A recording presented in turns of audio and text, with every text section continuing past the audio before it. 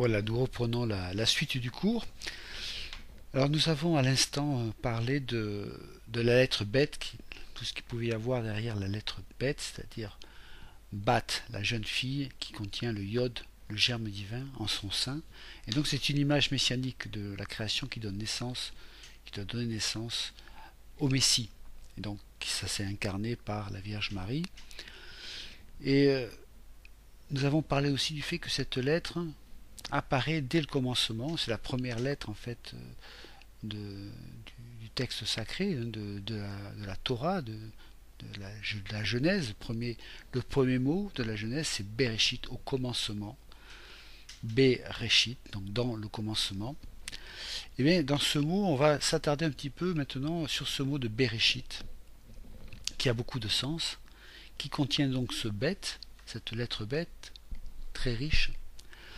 Et on va regarder un peu en détail ce qu'il y a derrière cette traduction. Alors on le traduit au commencement, mais ça a beaucoup de sens en fait. Alors on va voir ce qui se dégage de ce mot Bereshit. Si on regarde Bereshit, on a Bet Resh, Aleph, Shin, Yod et Tav. Alors on peut voir que dans ce mot déjà on peut voir bara qui veut dire créer, et shit qui veut dire le fondement, la base.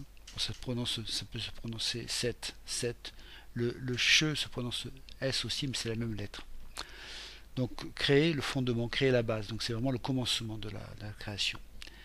Alors dans ce mot, on peut voir aussi que dès le départ, dès le commencement, Dieu se rentre en alliance.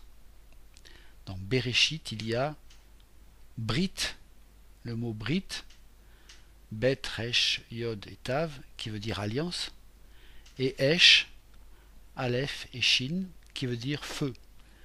Donc c'est alliance, dans le mot Bereshit, on voit marqué alliance de feu. Donc on voit que c'est dans le principe, dans le commencement, eh bien, il y a déjà une alliance que Dieu fait avec la création. Il y a une alliance de Dieu avec la création, puisque c'est le bête correspond en fait au début de la création.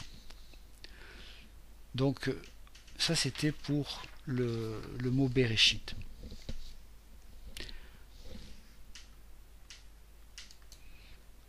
Donc on a vu que dans ce mot il y a bara, bet, resh, aleph qui veut dire créer. Bereshit bara Elohim, du commencement Dieu créa. Donc bara, bet, resh, aleph c'est créer, c'est le verbe créer. Donc là c'est à la forme accomplie. Et donc on peut voir dans ce verbe créer, bara, on va voir les lettres. Le bet, le resh et le aleph, c'est très riche aussi, parce que le resh et le aleph, c'est la racine qui donne le mot voir, qu'on a vu dans le cours précédent, voir.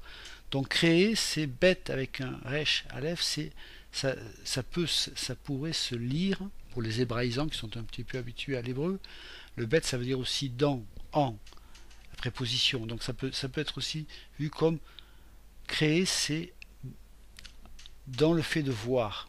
Et ça me fait penser un petit peu au fait de quand on crée, on a besoin déjà de visualiser. Avant de créer, eh bien, on est déjà dans le voir. C'est-à-dire qu'on conçoit la chose déjà dans son esprit. On est dans le voir et on le met à exécution et on le crée. Et ça part de l'invisible et ça va dans le visible. Et bien là c'est pareil, dans le mot créer, c'est très intéressant, on voit qu'il y a cette notion de créer, ça part du voir, dans le voir. En créant, Dieu pose dans sa création quelque chose. Donc il amène à l'existence ce qui n'existe pas. Tout commence par le fait dans l'invisibilité, et ça va dans la visibilité. Ça va de l'incréé vers le créé. Voilà.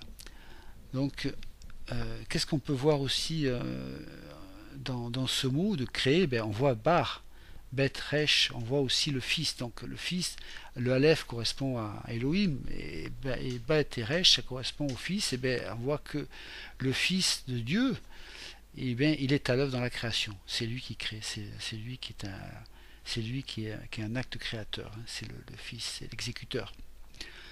Donc c'est très intéressant aussi de voir cette dimension-là. Bon, il y aurait d'autres choses à dire, mais bon, on va pour l'instant en rester là, à partir de ces mots. Donc on a vu Bereshit, dans Bereshit on a vu Bara, dans Bara on a vu Bar, Betresh qui veut dire le fils. Alors il y a en hébreu Bar, Betresh qui veut dire le fils, il y a Ben aussi, qui est un bet avec un nun qui veut dire le fils. Voilà, Bar, c'est le jeune fils qui est encore dans l'inaccompli, c'est-à-dire qui est en devenir. Alors c'est intéressant parce que ce même lettre, ce même mot, bar, veut dire aussi le grain de blé.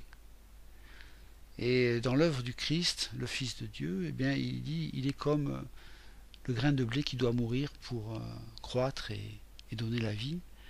Eh bien, dans ce jeune fils, dans le bar, c'est aussi le grain de blé.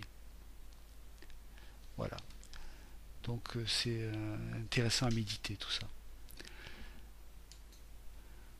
Donc le fils bar est relié aussi au grain de blé. Donc c'est pareil, on voit aussi, on peut voir la dimension du Fils de Dieu qui est le pain de vie, qui naît à Bethléem, la maison du pain. Donc cette relation qu'il y a entre le Fils et le blé, aussi le grain de blé qui est appelé à être la nourriture de l'homme. Donc le Fils est celui qui va nous nourrir, la nourriture de l'homme. Il faut manger le Fils. Donc voilà, c'était quelques mots que j'ai partagés avec vous et nous nous reverrons pour une prochaine leçon. Que le Seigneur vous bénisse richement.